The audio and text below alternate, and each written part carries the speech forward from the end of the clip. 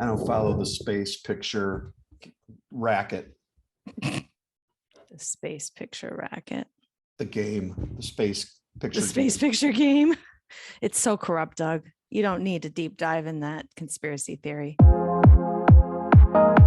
You're hanging out in the House of Sunny podcast, where it's always sunny, mostly because of your host, comedian and YouTuber, Sunny Lohman. Want to know what Sunny and her friends are thinking about this week? Well, here she is, Sunny Lohman.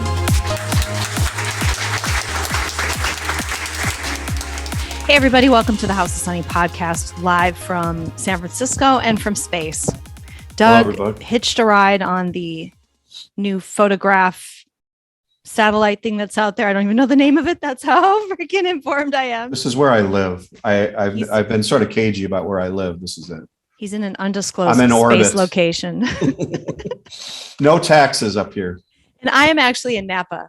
I had some family business up here, and in honor of that, I've put my water it's like into a wine glass because that's how we do it in Napa. Yeah, there's no better way to drink water than out of a wine glass. Napa, I've never been to Napa. I think I've driven through that area, but never really spent any time there. I like it. I like the food, and I like the culture is very everything's so pretty and everything's so just done. The landscaping is beautiful. The food is like everything is excellent. Yeah. Let's put it that way. There's an excellence. It's kind of like that European people in that way. Strive for, even more so because European, yes, but European is like this crumbling and old can be, you know. Here it's all new and just so, and just so in a way that is beautiful, not like overly done or overly rigid, or like a lot of American landscaping can be a little too generic and postmodern kind of design, where here it is more the European influence. So they do landscaping like natural beauty, you know. It's just really a beautiful let nature place. Be yourself.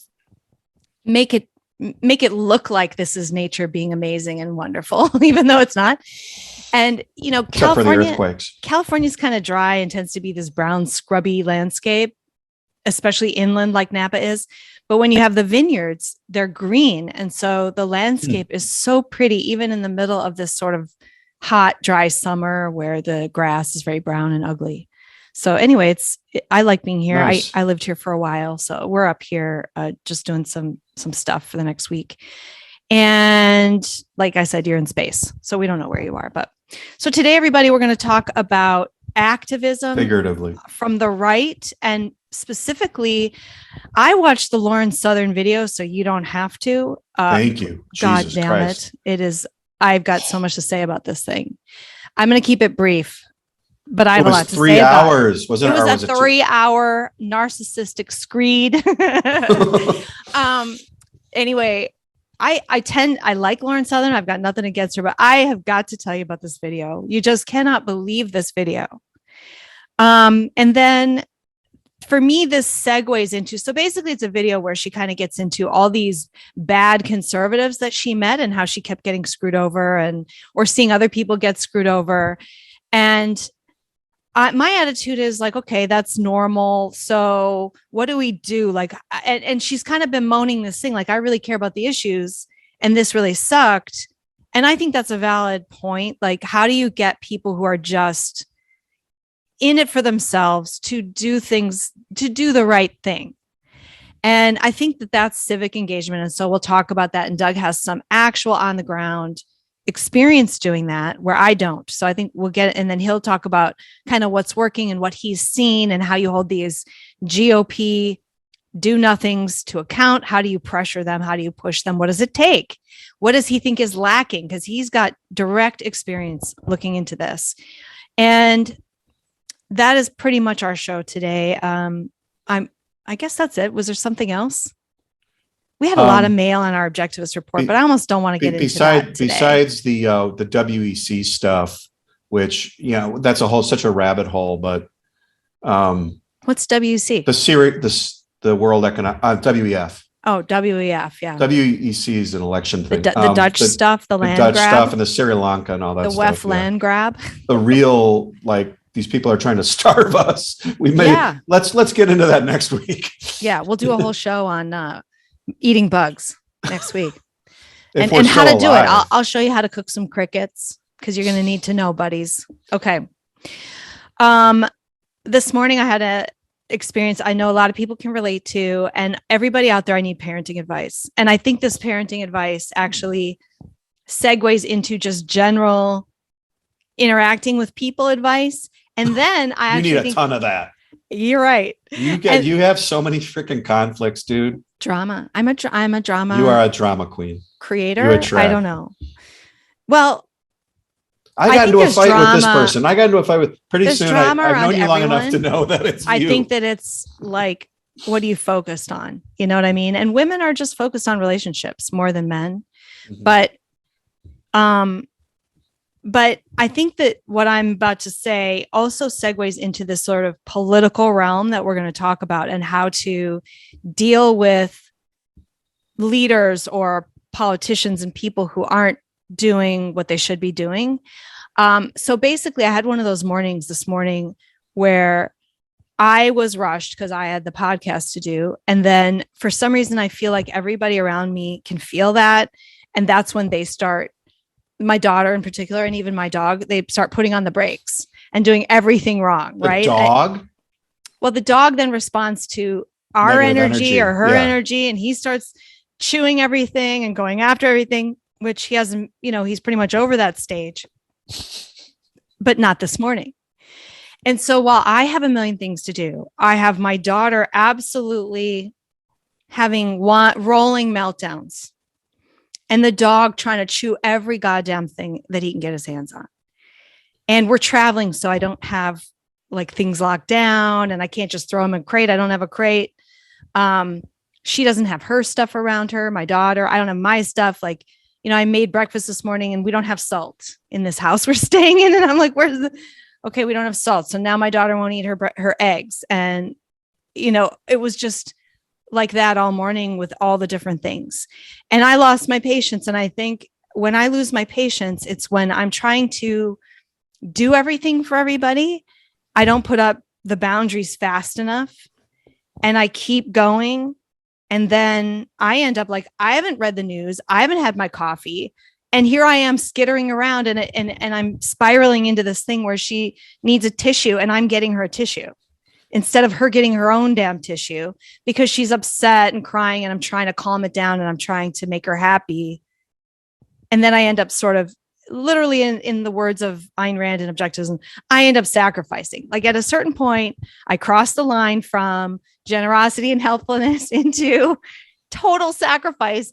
And then a few steps beyond that is when I lose it. And it's kind of like you need to set boundaries with people. I think women are more guilty of this than men. Mm-hmm. You need to set boundaries with people and just calmly put them down before you get to the point that you feel like it's all about everybody else and not about you ever. I need my coffee too. I need to sit down for 5 minutes and relax and read the news. And I'm running around getting a tissue for someone who can get a tissue for themselves. And I think it's hard to stop once you've started waiting on people for women. I think we're these sort of caretakers, these frantic caretakers. But I see men have their own issue with this in certain places where, you're providers. And so you're just kind of pushing your own limits, providing for the spending going on that you're not really having anything to do with, or, you know what I'm saying? Like you have your own boundary setting issues having to do with kind of your nature. You want to be the person who's endlessly providing. And so, whereas a woman wants to be the person who's endlessly caretaking. And I think that we all get to that point where do we lay down the actual boundary and no one can cross that. And I see the right as doing this with their politicians and with the left, where they're not setting their boundaries. And then everybody's just angry and mad and bitching and, mm-hmm. and to our point, what do we want to talk about today? Okay, you're mad, you're angry, you're bitching.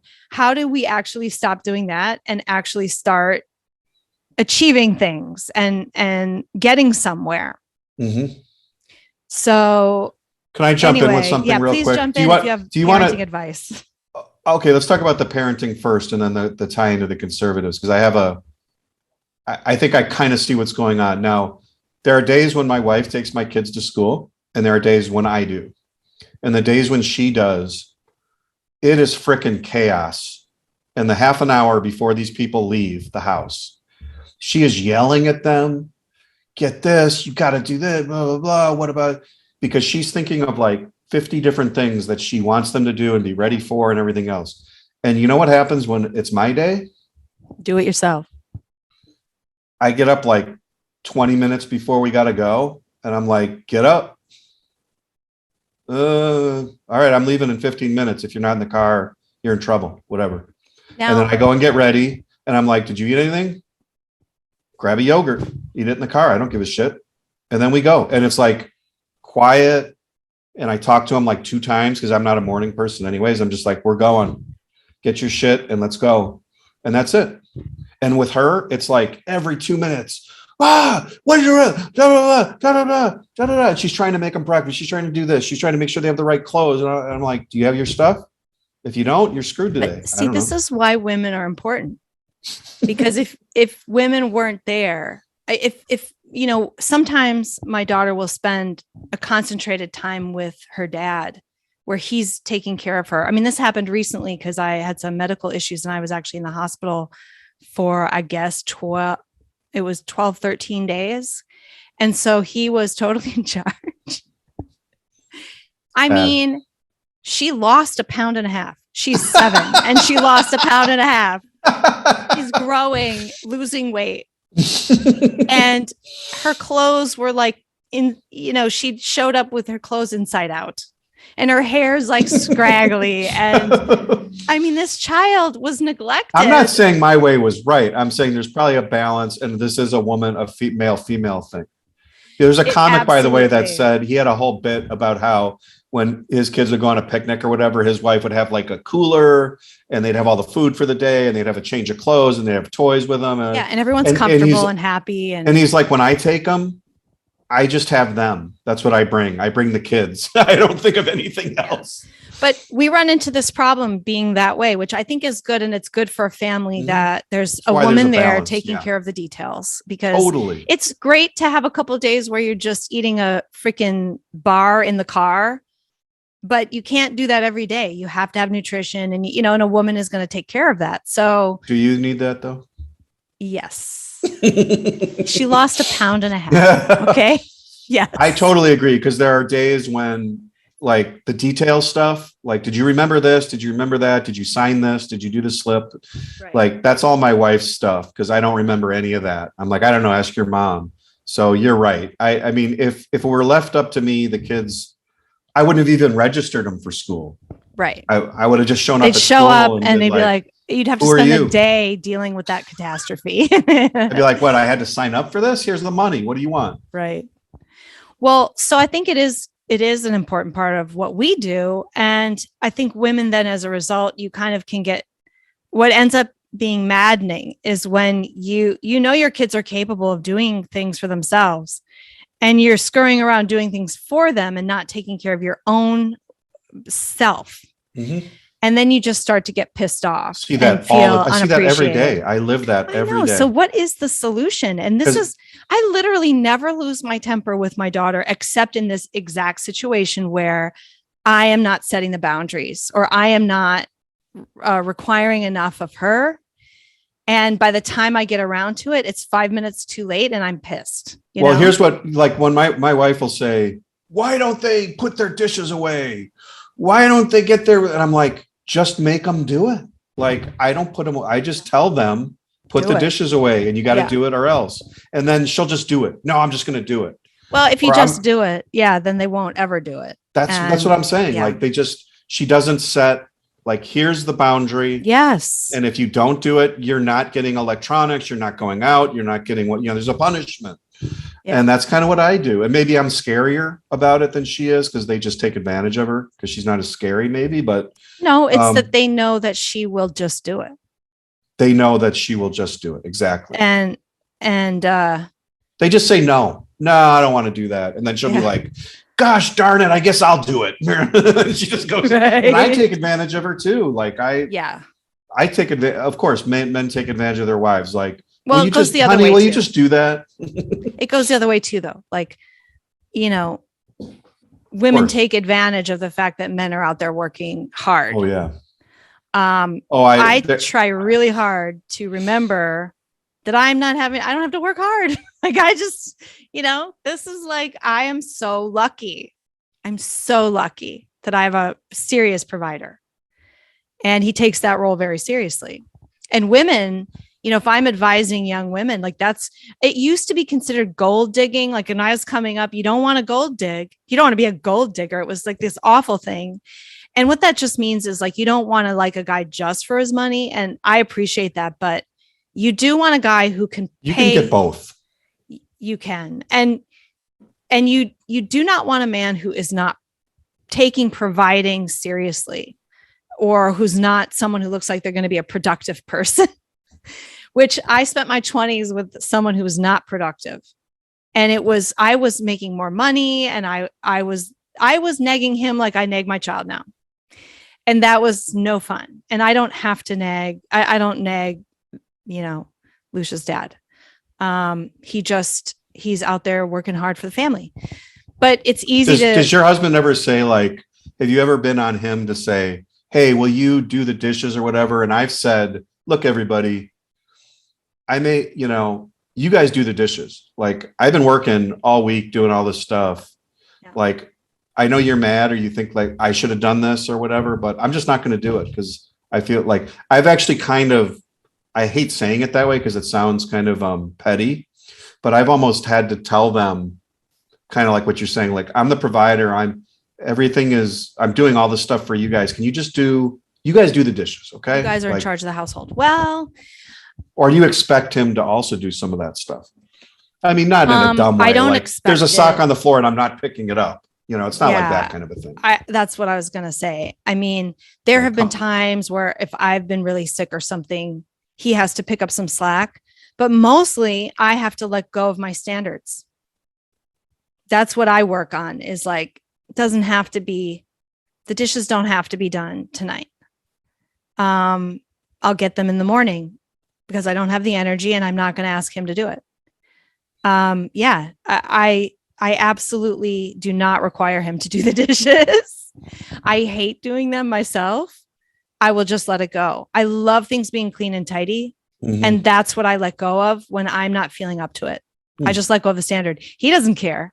He would live in squalor because that is not his priority. He would have $1 billion in the bank and live in a shithole with dirt everywhere and disorganization if he were in charge of it. I don't think he wants to do that, but what I mean is it's not on his top 10 at all. It's nowhere near. That's so typical. Yeah. But these roles are so good at the part that he does. If he weren't, I would be on him to do the dishes.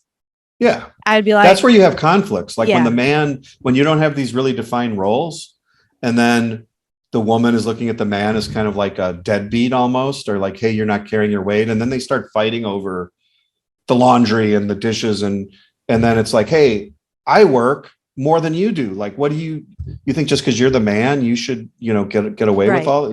So I hate that. I would hate that life. Having masculine and feminine roles is a relief.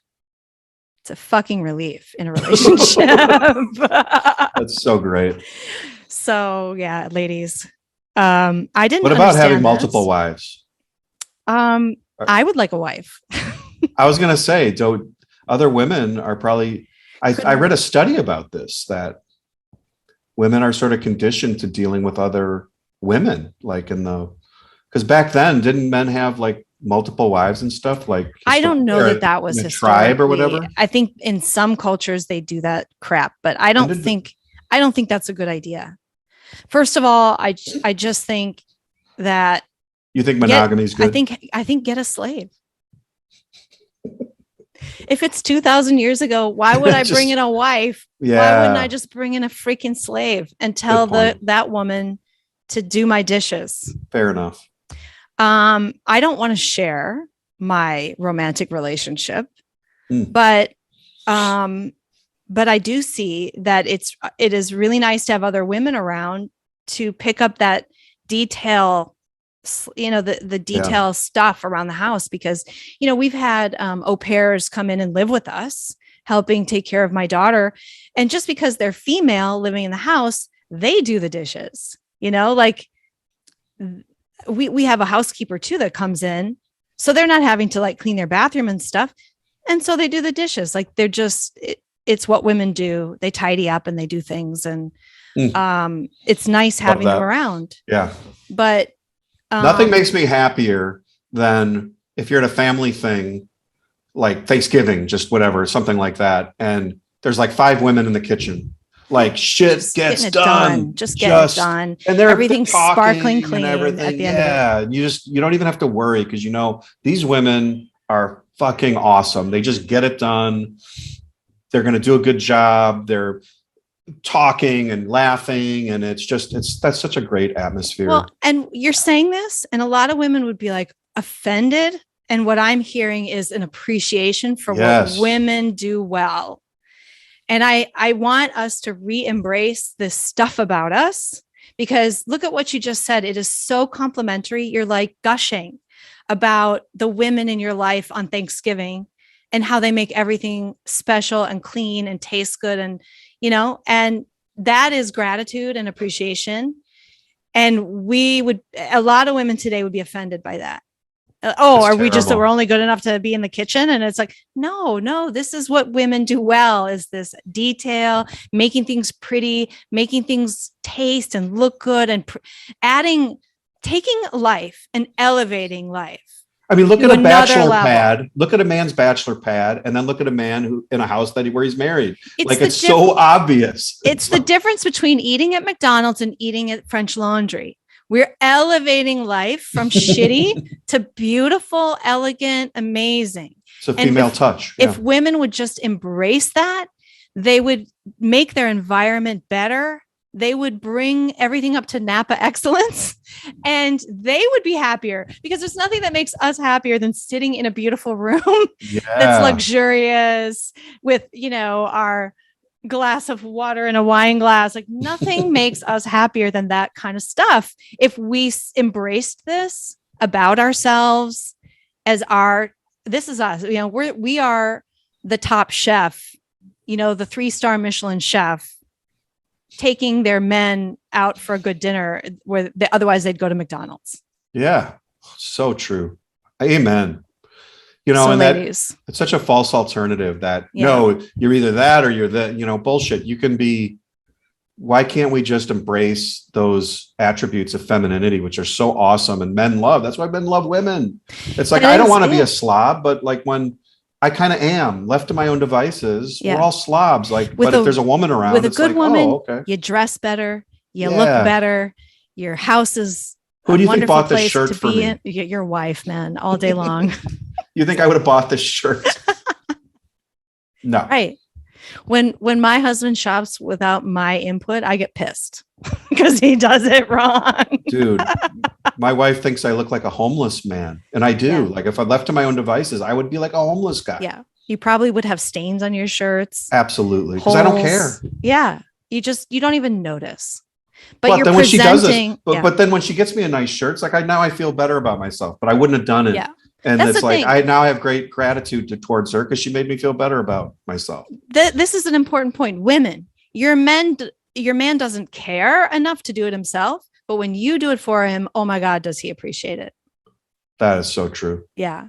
And it's kind of like us. Like we don't care enough that we want to go work 90 hours a week and freaking dog eat dog fight battles every day to do it. But man, do we appreciate it when you do it.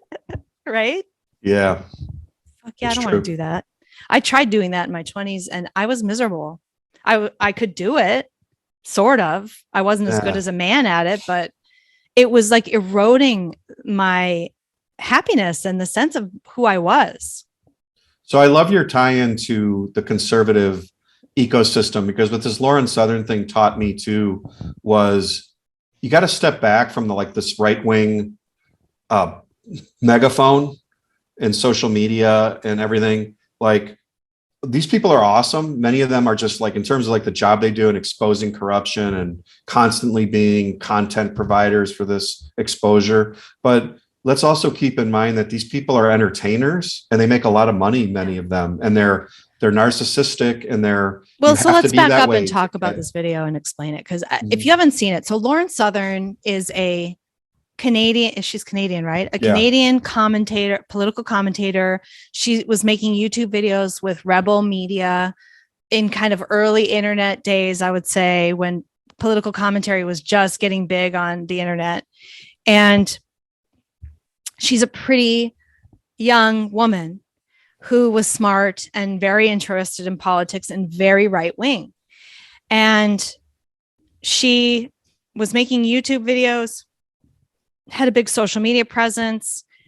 She eventually made a couple of documentaries that were very popular. One was called Farmlands, which exposed the violence going on in rural South Africa with the white farmers and the racist attacks that white farmers were experiencing. And her next one was Borderless, I think, which was about the immigration going on into Europe and where it was starting and who was funding it and how was it happening and who was immigrating. Who were these people? Were they the downtrodden, or were they the wealthy just trying to get their Europe ticket stamped? Two very good documentaries. So at one point, so she's like at the height of her career, she's just released Borderless, and then she drops off the face of the earth. She says, well, I'm pregnant, I'm having a baby, and I'm getting out of politics. Mm-hmm. And that was all she said. And she was gone for a couple of years. And now she's slowly getting back into it. And so, okay, she makes this video. It is 3 hours. And I watched the majority of it. I haven't even finished it yet. And I'm watching it on time and a half. Thank God for speed settings, because I'm struggling to get through it. I'm a little bored, frankly, because it just, to me, it's like, dude, this is life. You're doing a 3-hour video explaining life, like this disillusionment that you had that maybe everybody goes through. Sometimes people are mean to me. Yeah, right. She's Sometimes people are not fair. She's this young, totally trusting female who doesn't do any negotiating for herself or any due diligence with any of the people that she interacts with. Zero. And then she's like, oh man, foiled again. And then she does it again. And then she's foiled again. And then she does it again and again and again. And she has all these red flags and all of these problems with people like Milo Yiannopoulos. And she continues to trust them like an idiot.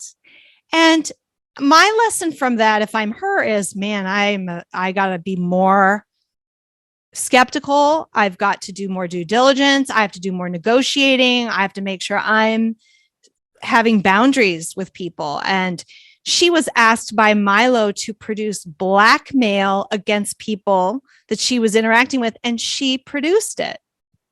And then it turned out Milo was just doing it in a self-serving way. It's like, why are you producing blackmail for Milo Yiannopoulos in the first place? This is super mean girl behavior. Yeah. You're a fucking idiot, Lauren. You are an idiot. These people may be scammers, but you're an idiot. And I had my own kind of like, when I got out of college and went into business, in working in global, big, giant corporation, tens of thousands of employees. That's where I went to right out of college. And I got really disillusioned. I thought that business was a meritorious place. I thought if you were smart and you were good and you worked hard, you were the one who would get promoted or get raises. Like, people would reward you just generously and automatically because they want you to stay and they want you to work for them. And, it was like win-win, and it made business sense for them to do this. And I went through a period where I felt totally disillusioned and depressed that the world wasn't like that. And then I got over it, and I'm just like, okay, why am I expecting other people to take care of me? I have to negotiate. And maybe this is the difference between men and women. I don't think men are going, oh, drat, I have to negotiate. Mhm. But a woman in business is going, and Lauren had the same issue. Like she went to work for Rebel Media. She was making videos for them that were getting millions of hits, and she was getting paid $100 a video. And she was like not making ends meet. And I'm like, what are you doing? $100 a video? Make your own channel. Get the Google revenue if you're capable of millions of hits. It was so dumb. I don't know why she was doing it. Mhm. They weren't even paying for the production of the videos. She was doing all of that. They didn't even provide her with editors. She was hiring editors. So does she blame? Is she Oh, like pointing the loved her- finger at people for this? I or- loved her moment where she said to me, or she said on the video, I had to hire an editor at $100, $120 a video, and I was only getting $100 a video. I'm thinking, I have edited every single one of my videos. She can't learn a little fucking editing? I mean, cry me a river. This girl's a fucking princess. I'm sorry. Like the whole thing was just this. I had to hire an editor. Learn to edit, girl. Learn to code. What is your problem? I edited all my stuff. or if you're not, then you got to negotiate that into the deal. Or like, if you're not pay negotiating, my expenses. you got to Yeah. pay production plus $100. Like learn business. This is like Right. business 101. Business 101. And so here's business 102, Lauren. She's working for Rebel Media, and she's being asked to fundraise with a certain spin. And she feels that spin is not exactly accurate. And it wasn't. It was probably only partly accurate. It wasn't blatantly inaccurate. So it was a little, it was, a wording that was less than honest. It was a spin. It's also And called marketing. If you've ever watched Ezra Levant, you can't help but know he's spinning you for money. This is his shtick. He's always spinning for money, getting funding, and he's very, I wouldn't even say he's good at it, because I can see right through him. I can see right through him. That doesn't mean his cause isn't just, and that he isn't one of the people, like you were saying, who's countering the avalanche of propaganda from the left. He is definitely doing something important, and it's worth actually sending him some money, even if you know he's spinning you. And nobody thinks that he's like perfect, right? So what does she do in this situation at work where she's being asked to fundraise in a way that makes her feel a little uncomfortable? She writes like a formal internal letter saying, this is a lie. I don't want to do this. I will say it this way. I won't say it that way. And she's fired. Because you don't do that. You don't accuse the person in charge of the company of being a con artist and a liar, but even between the lines, you don't do that. And maybe that wasn't the first time she was being Little Miss overly picky and critical. Yeah. And so she got fired, and this is her side of the story. But I'm willing to bet, given what I saw in this video, her personality is very blaming everybody around her for things that aren't going right with her. And then she makes a big drama, episode out of it by writing this letter, rather than, could she have just gone and talked to the guy and said, hey man, I'm not comfortable with this. What do you want to do? I'm not going to do it. And he'd say, well, just or don't do take it the then. script and rewrite it and say it that way and go, I just rewrote it. Yeah, there's a lot of ways to handle that. I mean, other than, you can just I'm writing a do- memo. Yeah. the company I mean, and- what I would do is just say it the way I wanted to and go, well, this just is the way I wanted to say it. This is how it sounded like my voice when I said it this way. Don't make it about other people. Don't make it about other people. And especially when, this is your job and your meal ticket, unless you're prepared to leave because the whole vibe is making you uncomfortable. I could see that, but leave and take responsibility and ownership for your own decision. And for her, in her mind, she feels like she was wronged. And I don't think she was wronged. I think she made a really big error in how to work for other people. Yeah. Nobody is perfect.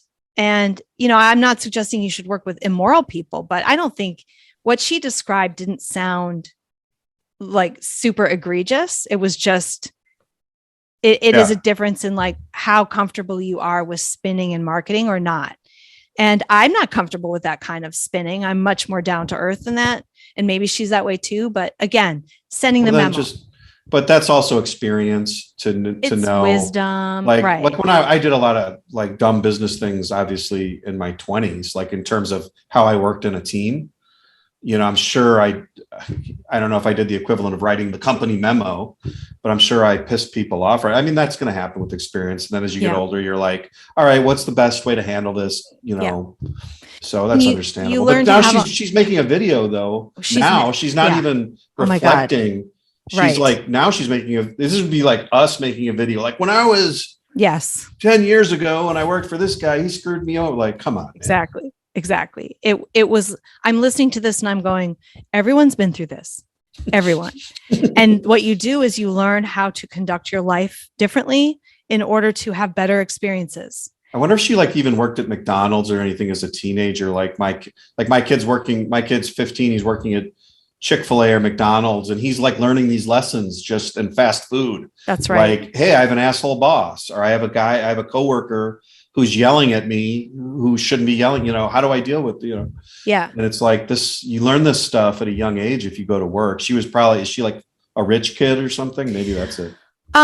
No, she wasn't, but I don't know that she had to work. She grew up very almost blue collar. Okay. But she acts like this.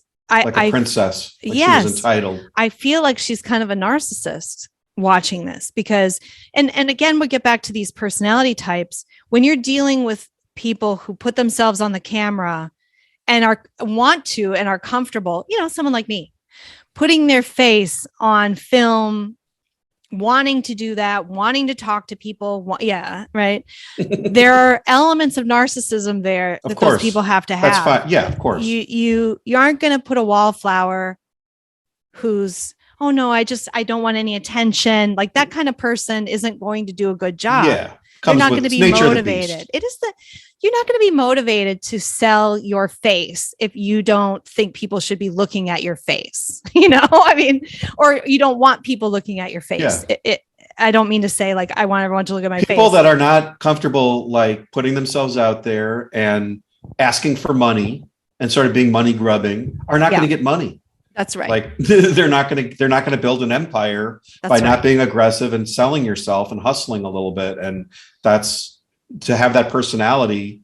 You're going to have to be that kind of a person. And so you have those attributes. So none of these people are ever going to be.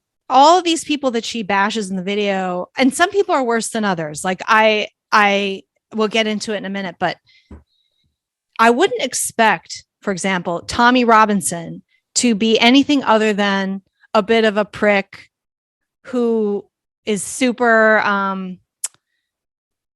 in it for his own stubborn reasons and get out of his way.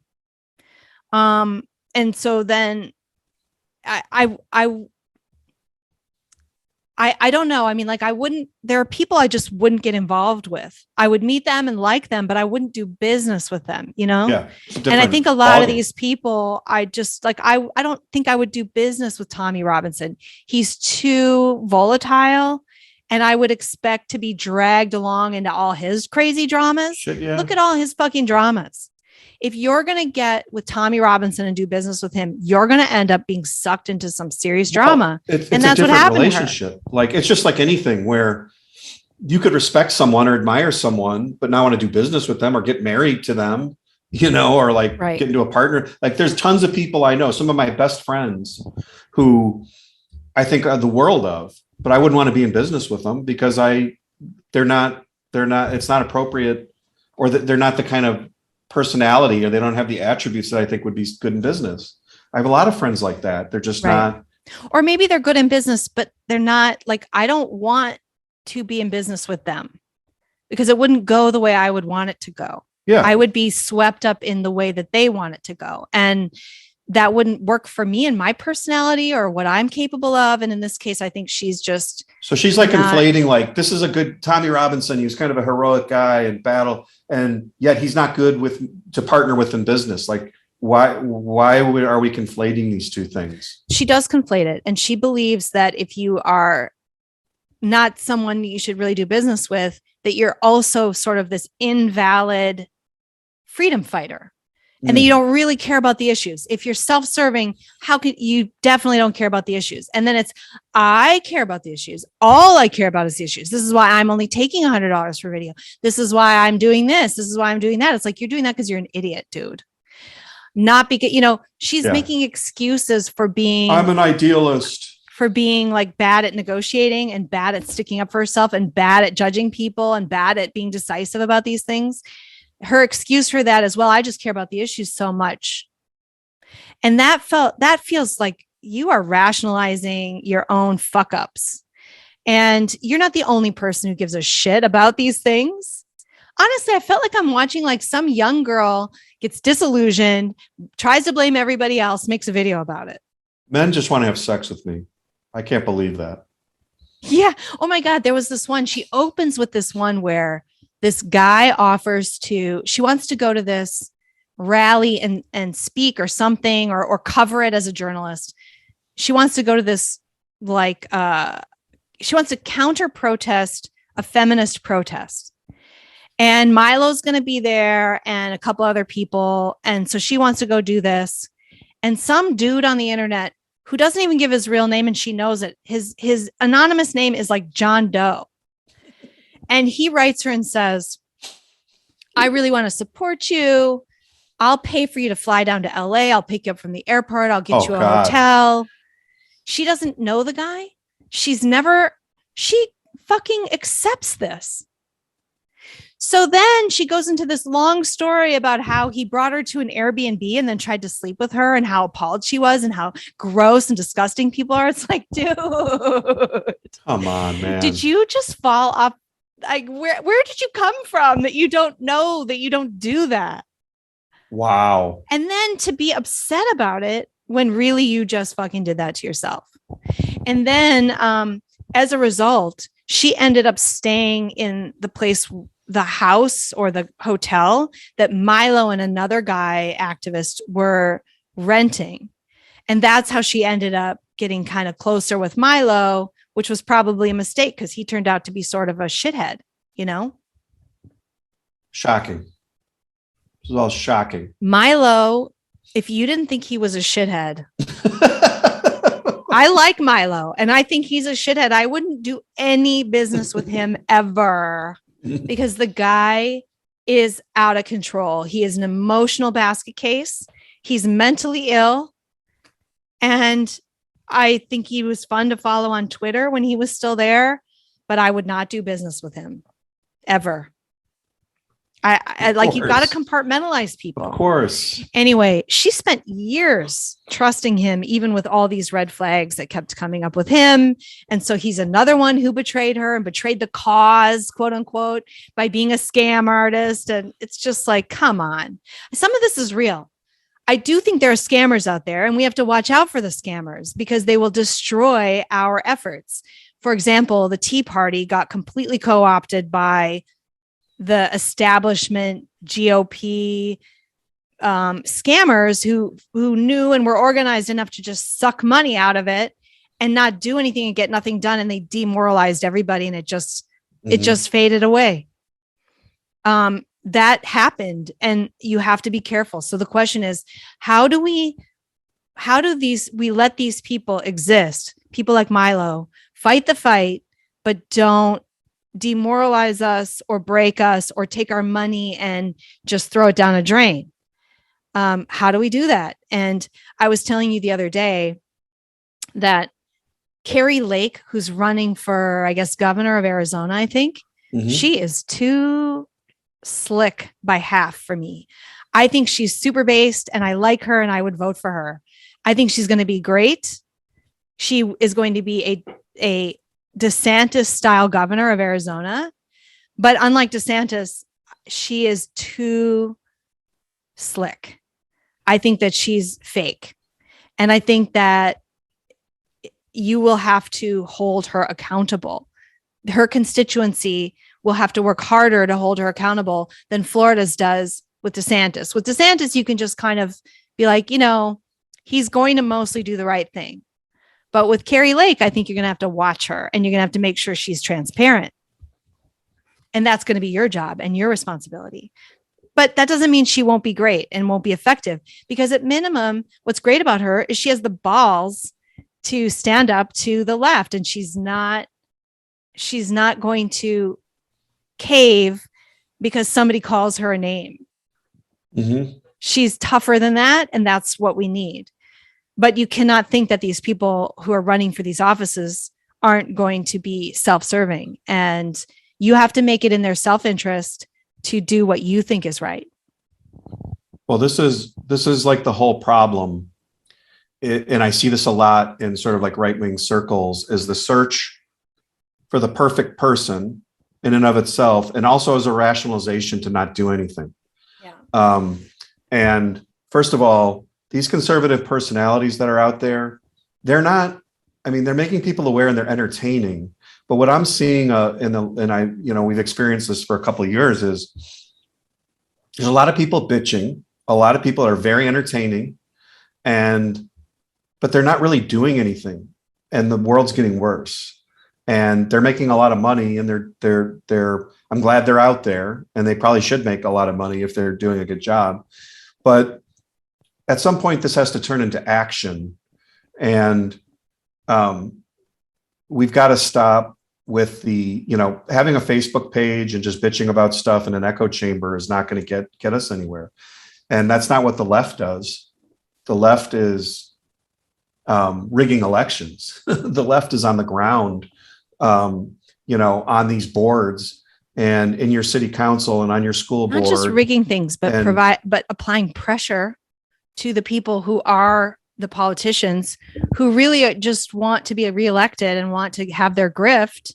Well, make their self-interest your interest.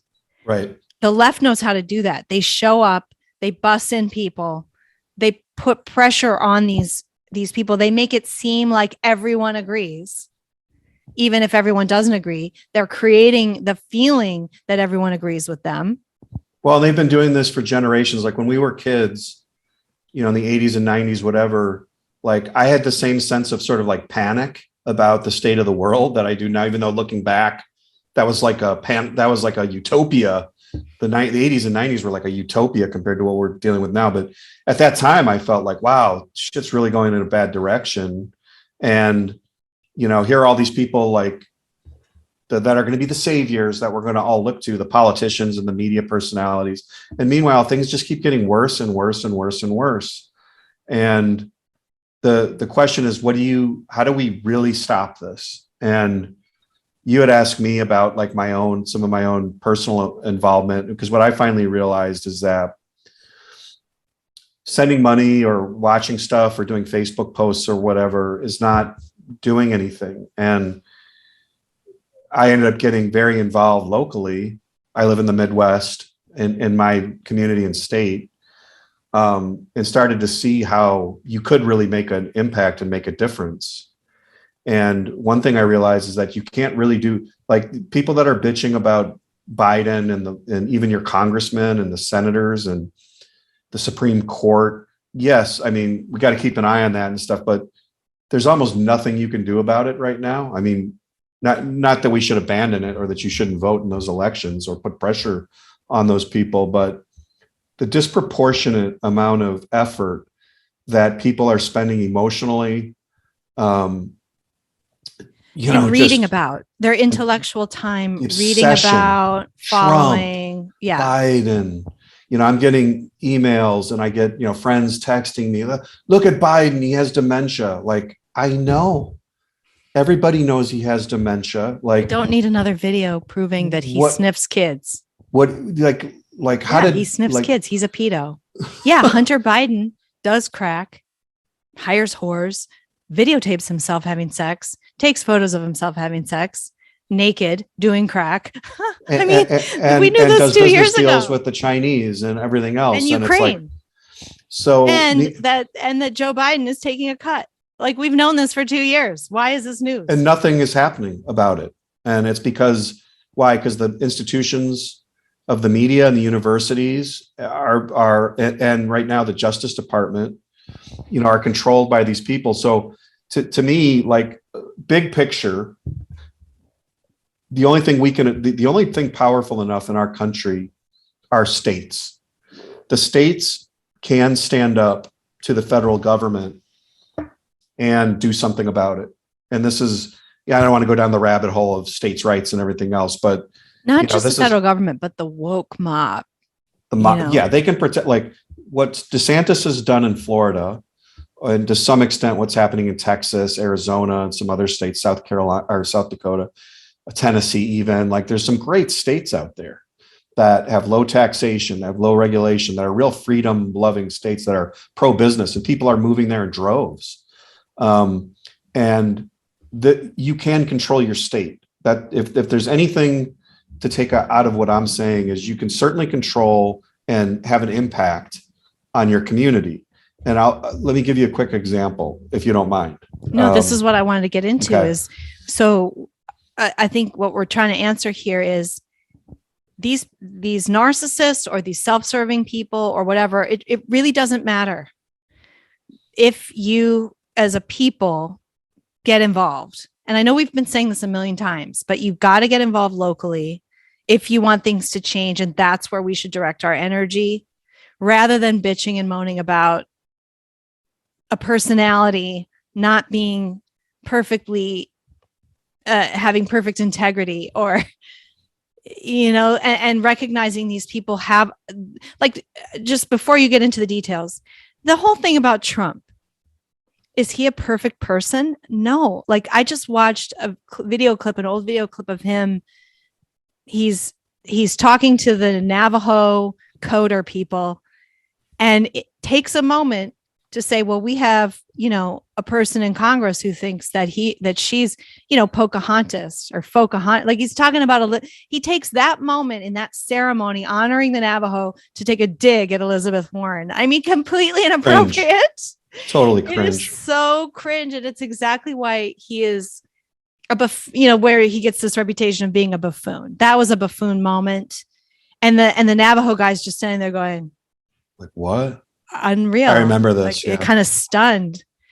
But what Trump has done is make it okay for all of the people on the right to be more tough, to stand up for themselves more. He's made DeSantis possible. Mm-hmm. By being absolutely unabashed, not woke, not PC. You have to put up with these types of things in order to get that, I feel. And so you have to appreciate this guy for what he is. He's a boundary pusher. He's not going to be the guy that you can just respect all the time. Yeah. And he pulled back the curtain and he shook up our culture in a good way.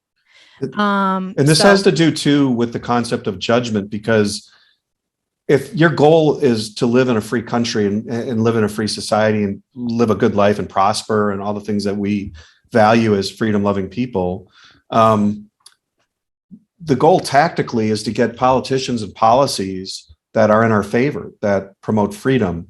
And tactically, that means some people, so I don't need to focus on like, is Donald Trump like mean to his wife and stuff like that stuff doesn't really matter. Like, in general, tactically, is what he's doing going to help promote freedom in my life or not? And where he's not doing that, how can I affect it? And if he is doing it, how do I promote it and get more of it? And so why get hung up in like, people are obsessed with these characters and these cults of personality. I think it's because the reason they are is because he's a bad man. Because they are looking to other people to do the work for them. And Lauren Southern is looking to these other people to give her what she wants, rather than asserting what she wants and negotiating what she wants and setting up boundaries so she's not taken advantage of.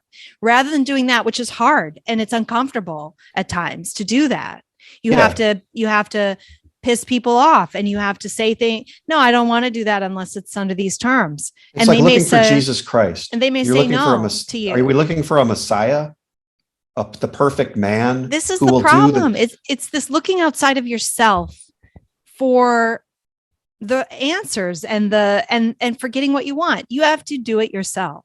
So I think this is why people get obsessed with Trump or oh, Carrie Lake, great. I'm so glad we have this based governor. Dude, you got to keep your eye on that based governor. You can't just, That's right. oh, great, put her in office and walk away. The more of these you have, I mean, this is why we're in the situation we're in, is because for 100 years, we let everybody do it for us. And the left went in and pushed. Yeah, because we don't want to have conflicts. I think I think most conservative people look for harmony, and I think the left perceives life as a series of conflicts and as exploitation and as a battle and a conflict. And I think people on the right tend to look for harmony and business deals and free trade, and we think people can get along and be happy and flourish. And so we're naturally looking for harmony and happiness. They think life is a battlefield, and so they love protesting and activism. Like, this is their religion. And so wisdom is, it's really neither. It's both. Sometimes you have to be tough and you have to set the boundaries.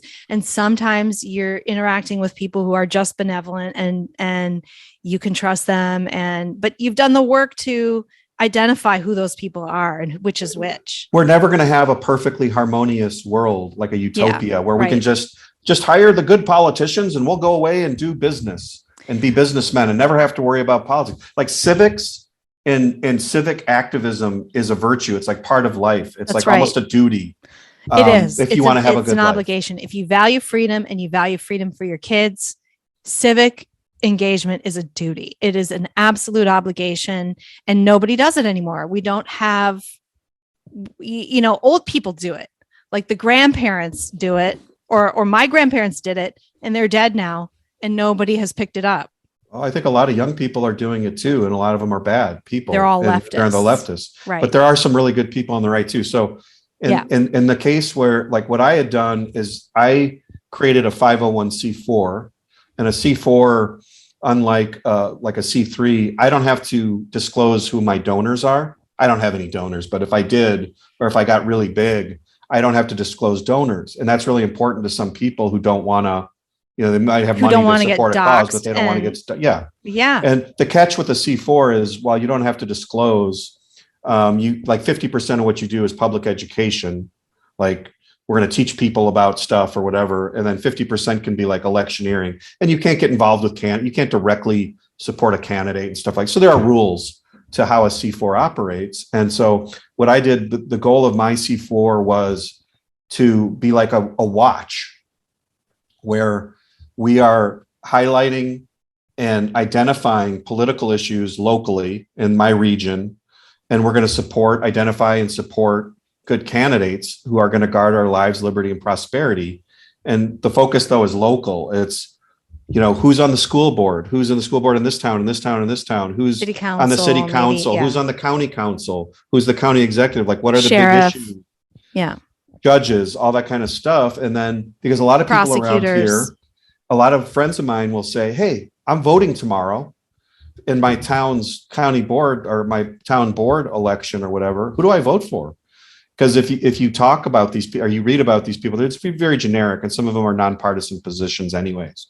So some of them aren't, it's not like conservatives, leftists. Some of it is just, whatever. But in a lot of cases, there is politics. There are, the bigger the city and the bigger the area, the more, let's call it, conservative woke stuff you get. Like, whenever there's like a big school system, you're going to have a bunch of woke people who are pushing CRT, and you're going to have conservatives who are pissed and don't want CRT. And so for a small school, probably not that big of a deal, because there's a few teachers and you just go bitch about it and they stand down. But my point, so I formed the C4, and the idea was to have like a podcast and to hold events and to sponsor and help, maybe send out mailers and stuff like that. I ended up getting involved with other friends here who are very involved in the city and the state election integrity issues, which we had a lot of. And I'll give you I also got involved with an organization of medical professionals who are politically active. And one thing we did is I called a state representative who's an ally, and I said, hey, what these doctors are saying is, I'm not a doctor, but I'm a non-doctor member of a medical group. And I said, these people are afraid they're going to get fired if they tell people what they really think about COVID or the vaccine. They're being pressured and blacklisted by Doctors. by the licensure Doctors boards. feel like they're going to be fired. Doctors feel like they're going to be fired. They're being threatened by their systems, the socialized systems that they all have to belong to now, and also the licensure boards, which are accusing them of spreading disinformation. So they put together a bill for us. And the bill said, doctors, in essence, I'm paraphrasing the legalese of the bill, doctors can't be fired or retaliated against by their systems or by these licensure boards for providing a medical opinion. Like you can say, this is what I really think as a doctor, and you can't be fired for that. And that bill, now tactically, did I do this all right? Probably not. But the bill actually got passed in our state legislature by the assembly. And it got, when it went up to the Senate, by the way, as soon as we testified and this bill went through, who opposed it? Who do you think opposed this bill? GOP. Well, the first opposition was the state's medical alliance, which is like the union of tens of thousands of doctors, right? That supposedly lobbies on behalf of doctors. Why would doctors in general be opposed to this? That's weird. Well, what they said was, we've already got all the laws we need. We're comfortable. You know, we don't want quacks. You know, I'm paraphrasing their argument. We don't want a bunch of quacks who are sort of like, we can't retaliate against. So we haven't seen any of what you're talking about. We haven't seen this, these threats against doctors. So you know what? They said this in their response. We just encourage you to go get a vaccine, go get a vaccination. That's literally what the State Medical Alliance response to our bill was. They should have left that out. We don't. They would have had more credibility if they didn't at the end say, "Go get vaxxed." We just think you should just go get a vaccination. And of course, the media spun this as these doctors, they just want to prescribe ivermectin and stuff like that. And they were So yeah, but that's their opinion, and that's not all this. Well, yeah, exactly. So, anyways, so then what was really frustrating about this is, so it goes up to the Senate, and both houses of our state are controlled by the Republicans. So who stopped the bill? Who? A Republican, a hardcore conservative. Why? Because pro-life groups thought that if this bill passed, they couldn't fire doctors whose medical opinion might be a woman should get an abortion. So if you have like a Catholic, that's true, pro-life place, and the doctor says, you know what, I think it's best for you to get an abortion. Okay. They wouldn't be able to ideologically remove people who weren't in line with their morals. Now, could this have been like worked out? Could we work on the language and everything? No, they just nixed it. The powerful people in the Senate just said, we're not, pro-life people are mad about this. We're not going to do it. And we should have been allies in this case, but the Republicans killed this. So now what do? Do you go back and try to negotiate with this group of conservative Christians and try to find a way to protect their ideological right to fire who they want to, that kind of thing? So what we did, and again, like this is a perfect example, right, of how you do stuff like this, I think. Yeah. So as part of our group, I reached out to 3 different assembly people, including the person that helped sponsor it and 2 others, to tell them about our group, to show them the bill. And they were like, I don't even remember this. Like, who sponsored this bill? How did you do this? And I explained what happened.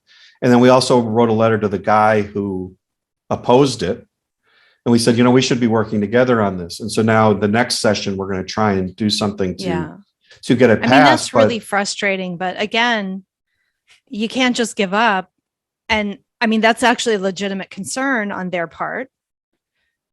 And so you do need to make allies with people but this is all very interesting. But this is going to lead to a bigger thing, because what we did is I met with some other assemblymen who are allies in this, who really love our group and what we stand for. And they said, we should create like maybe a caucus within our assembly that deals with medical issues. And they've said, you guys call us whenever something is going on, or you have a concern, and let's talk about it. And if we get the right people within the assembly to sponsor a bill, you'll have much higher odds of actually getting it passed. Because what happened was this just kind of went in. Yeah. It wasn't sponsored It by was the the most first powerful kind of- people. Well, and you're learning too about how to do things. And the more powerful your group gets, the more pressure you can put on these people, because people are looking to you for who to vote for.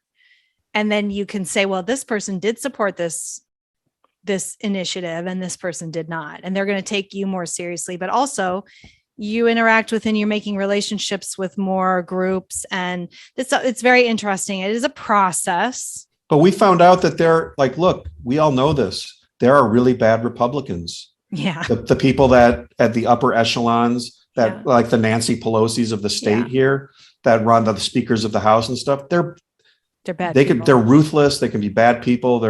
And even though they're Republican oriented, well, they got there by being about ruthless and willing right. to screw people over.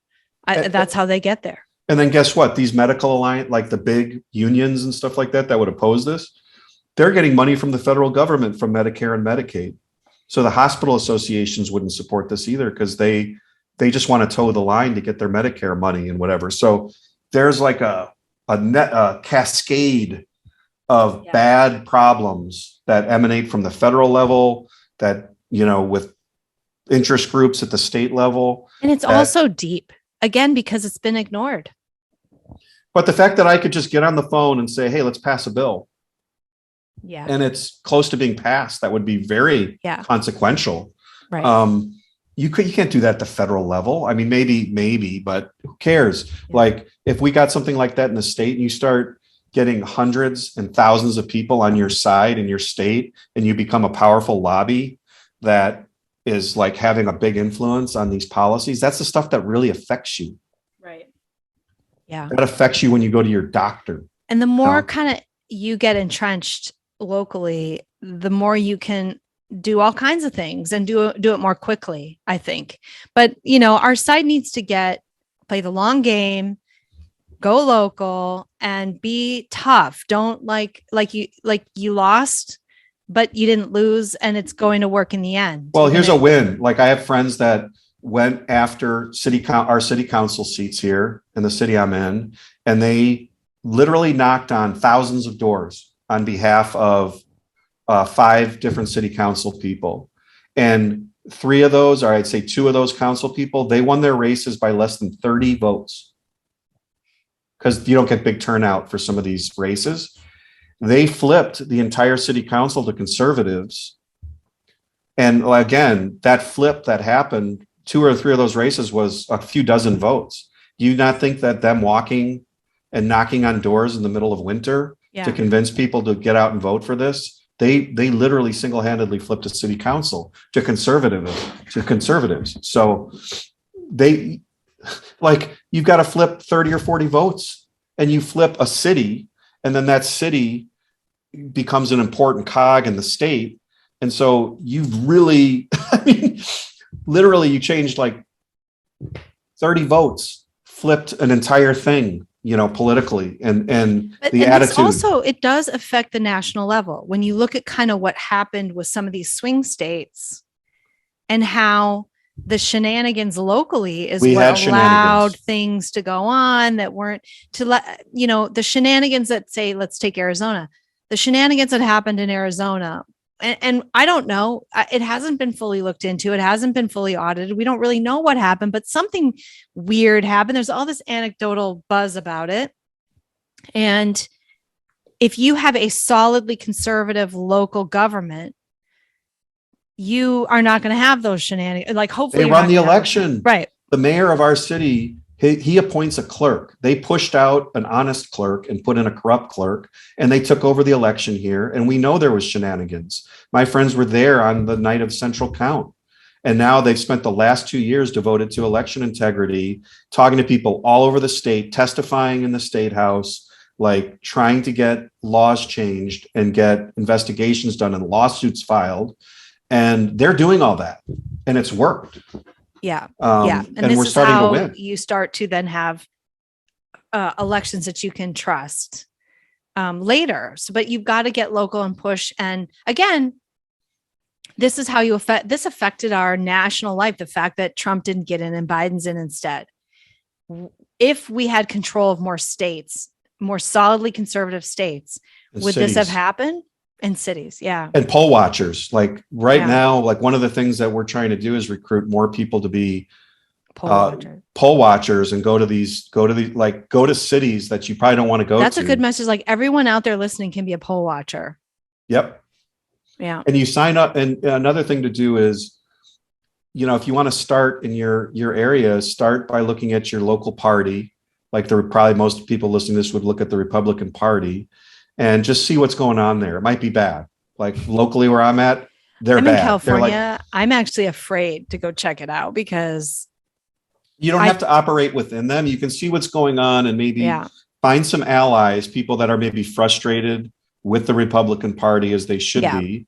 And then I went out and did my own organization. I don't have anything to do with the party, but if they're doing something that I like, I'll support it or whatever. But again, you're creating a situation where you're going to be influential and they're going to look to you for support. You're not looking to them for anything. They're looking to you for support because they know that you're going to make a difference. And if particularly like medical professionals that are on your side, if you have friends, medical professionals are really powerful people because everyone respects them. Yeah. They have a lot of power in the community. They wield a lot of influence and they really can't get fired because there's such a shortage of doctors and they're very powerful. They're a powerful group. If you can get doctors, they're professional. So educated. Yeah. Any professional. So attorneys, lawyers, doctors. Yeah. Right. Like if you can get groups of people like that. They're usually smart people too. Mm-hmm. And you got to call your local representative and just say, hey, I want to come by and have lunch with you. Yeah. And give them $50 or something or whatever. And you start just talking to these people and get the lay of the land. And you can just say, hey, why don't we pass a bill like they did in Florida to do this? And those people will be like, yeah, okay, let's do that. And they'll introduce a bill for you. Yeah. It's literally like that. That's dumb. Cool. All right. So before we shut down, this is a complete different subject. I forgot that I wanted to show this to you. And my dog, of course, started barking just as I wanted to show this to you. Someone had told me that they want the dog to be a part of the podcast at all times. Okay. Right. So, I don't think that's okay. Real. That's not real. It is. Hey, Pierre, shush. He's so cute. I took him to the coffee shop yesterday. So I'm out of my element. I'm in Napa. I went to the coffee shop to do some work in the morning yesterday and I couldn't get any work done because what is it with dog owners? Every 15 minutes. Oh, can I pet your dog? Oh my God, he's so cute. Oh, here's a picture of my dog. I'm like, oh my God. For 3 hours, I got nothing done because he was such a magnet. He's so charismatic. All right. Hey, Pierre, that's enough. Thank you. It sounds like a wonderful pet. You're so sarcastic. It's dripping. Did you see this Macy Gray thing? No. Oh yeah, right. I did. So what struck me watching it, so Macy Gray came out was just like a woman's a woman, man. What the heck? And then of course she was made to grovel and apologize. And she did. Well, she wasn't made to. They said she needed to do it and she did it because she's a coward. So I just want to play what struck me watching her first interview. She was on Piers Morgan and she made these comments that women are women. And then later she was on like NBC with Hoda or whatever network Hoda is on and apologized and basically went against everything that she had said on the Piers Morgan thing because she's listening and learning. And her body language, that people don't call these hostage videos for nothing. Her body language. This is what I want everyone to pay attention to. So here's her original. If I asked you what a woman is, what would you say? Let's say a human being with boobs. You have to start there. Yeah, I mean, the dictionary is quite straightforward. It just says a human, adult, female, right? No, a lot of people. Yeah, see, that's a little getting confusing. The whole she, they. That's getting a And I'm little not rough. sure why, really. It's a bit like this whole issue of transgenders in sport. It's like I support all trans rights to fairness and equality. Me too. But not where you have people born to obvious physical superior bodies. Me too. Transitioning and then thrashing the women at their sports. I totally agree. And I will say this, and everybody's going to hate me, but as a woman, just because you go change your parts doesn't make you a woman. Right. Sorry. You feel that? I know that for a fact.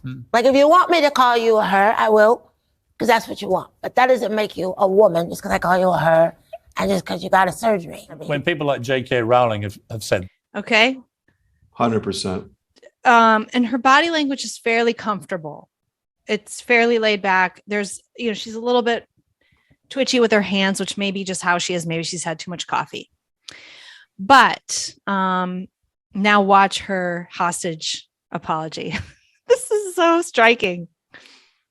Oh, hang on. Got to change. Okay.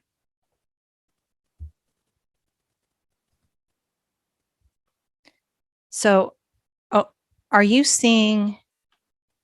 Maybe I've learned a lot. That's what you're seeing. Let me just start over Yeah. in case this. I'm not sure how these sharing things work too much. Okay, so here's Macy Gray on Today's Show with Hoda. Watch her body language. Pierre, thank you. Winning singer Macy Gray. She came onto the music scene more than 2 decades ago, and now Macy's getting ready to drop her latest album. It is called The Reset. She is going to be performing one of the songs off that album in just a few minutes. Macy, it's good to see you. I actually feel like I've seen a lot of you in the past few days recently. Yeah. You were on the Piers Morgan show, and there was a question about trans women. And this was what you said in part. As a woman, just because you go change your parts doesn't make you a woman. If you want me to call you a her, I will, because that's what you want, but that doesn't make you a woman. Just because I call you a her, just because you've got a surgery, you can call yourself whatever you want. There was a wave of backlash that came as a result. Just tell me where you are right now on that statement. Well, I never, of course, never hurt anybody with what I said. I'm actually a huge, I think it takes a lot of courage to be yourself, to go out in the world and be honest about who you are. And so I think anyone who is in the LGBT community is a hero. Look how fidgety she is. It's an example for all of us with that, So I said some things that didn't go over well. But my intention was never to hurt anybody. I feel bad that I did hurt some people, and I think it's just about education. It's about conversation and us getting to a point where we understand each other. This is disgusting. And picking at her ear. It's just getting to a point where we understand each other. No, what she means is it's a point where you understand them. They're not understanding you. Yeah. You don't get to have a point. They are the only ones who get to have a point. Yeah. And she comes out with this, well, it's just, this vague language about understanding each other, which is obvious BS. But I didn't want to get into that. But just look how she's like fidgeting and she's picking at her ear and like she can't. And she looks like she has been through the ringer. This is like And totalitarianism. she looks nervous. Yeah. Like you've been like the Red Guards of Mao have determined you're not revolutionary enough. Is there anything you want to say about that? Oh, I love Mao. Mao is great. Mao is one revolution. Blah, blah, blah, I've learned some things. I said some things and I am wrong. I made a mistake. It's about understanding each other and meaning, understanding Mao. Yeah. She looks like she got a visit at Mao's midnight. not going to understand me. Where they threatened to chop her fingers off and kill her family members if she didn't go on TV and apologize. And watch the rest of this. And that only happens with, I've learned a lot through this. Mm-hmm. So I think that was one of the reasons it might have happened. Just it was a huge learning experience for me, and I just have compassion for You're smart. I think you can. Like I said in there, you can call yourself you whoever you believe you are, and no one can dictate that for you or take that away from you. You know. I think life is an education process. The more you sit with people, the more you talk to people, it changes your. Okay. Hoda says, I think that you can learn, and you can learn how to be more, Oh my God. more Maoist. It's like a mom scolding her child. We learned a lesson here, didn't we, Good honey? for you, because life is a learning experience, and you've learned how to be a good communist, haven't you? Perspective. So has your perspective changed, do you feel? I've learned so much, and I think You learned to toe the line. You know, being a woman is a vibe, and it's something I'm very proud of, and it's very precious to me. And touching her ear, I think that fidgeting. if you, in your heart, feel that that's what you are, then that's what you are, regardless of what anybody says or thinks. You know. Bullshit. She just went back on everything she said. You are what you think you are. So you think you learned something here, honey? Being a woman is just a vibe. That's all it is. You are who you think you are. Whereas 3 days prior, she said, just because you get a surgery doesn't make you a woman. Like being a woman is something specific. And I have been a woman my whole life, and you can't just get a surgery and call yourself a woman. And imagine like and now today it's, you can just decide. You don't even need a surgery. You can just make up your mind. I'm a woman and you're a woman, because it's a vibe. And yet the left or the people watching this know what she really thinks. They just want her to parrot these words. That's right. Like, why would you crave that? Why would you need someone to come back and say, no, I do not agree with what I just said? Like the amount of mental illness you'd have to crave hearing someone not tell the truth. I agree. I think it's a mental illness to. You want them to lie, enjoy to belittle, somebody. Somebody groveling. having to grovel and change their mind. And it makes me sick. If I were doing this to people on the left, I would be similarly sickened. It would make me feel sick watching someone on the left come out.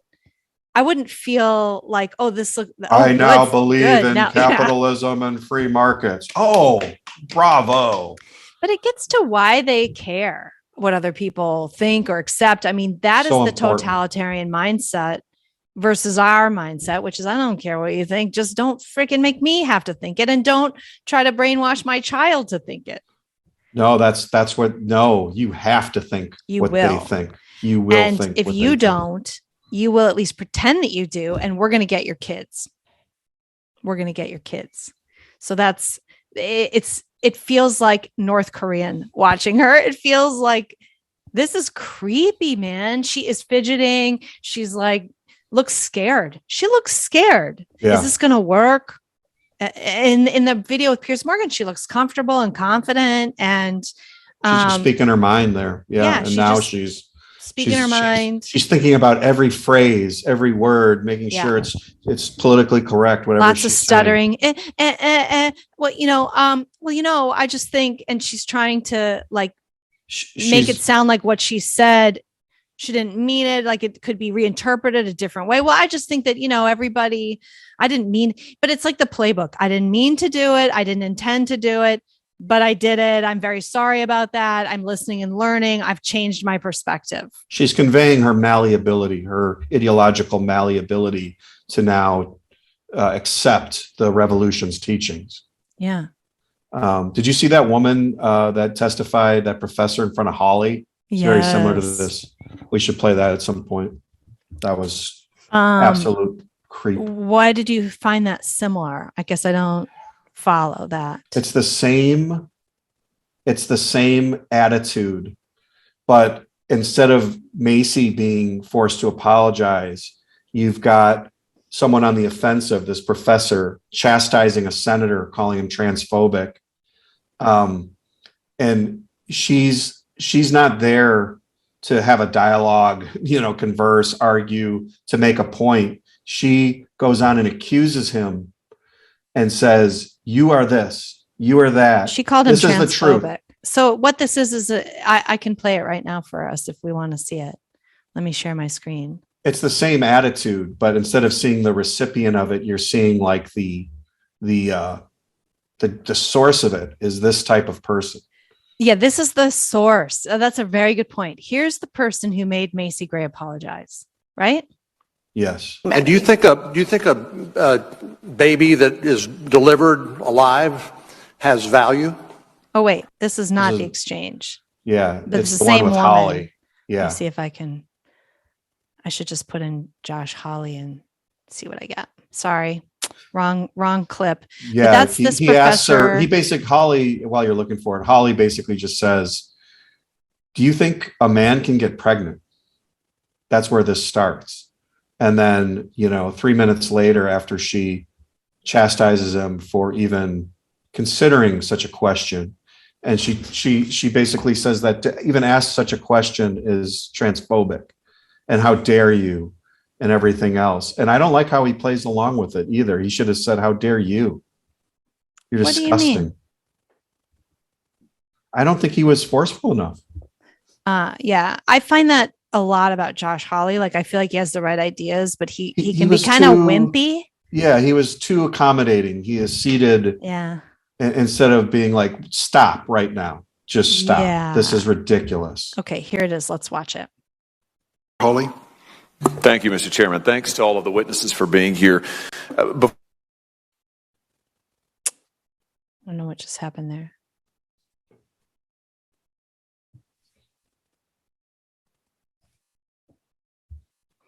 Am I still sharing my screen? Something just happened when I... No, I don't see the share. Yeah, let me reshare it for the audience here.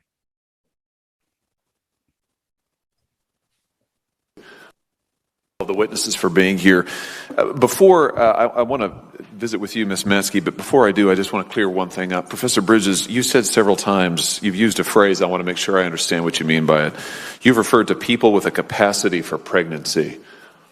Would that be women?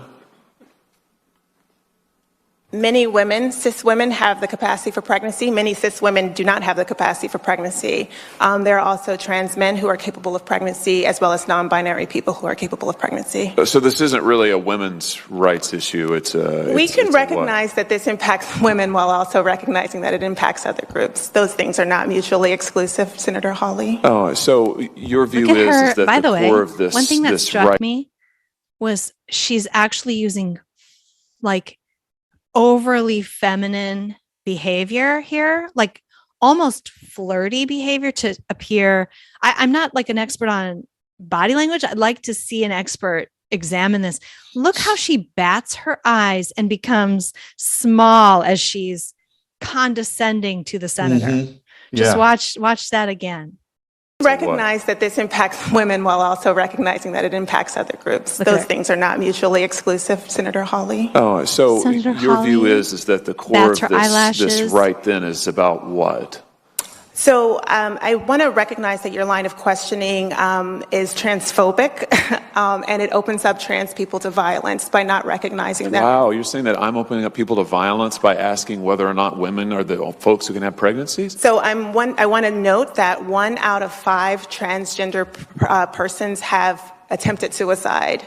So I think it's important Because of my line of questioning? So we can't talk about it? Because denying that trans people exist and pretending not to know that they exist. I'm is denying that trans dangerous. people exist by Are asking you? you if you're Are talking you? about women Are you? having pregnancies? Do you believe you? that men Are can get you? pregnant?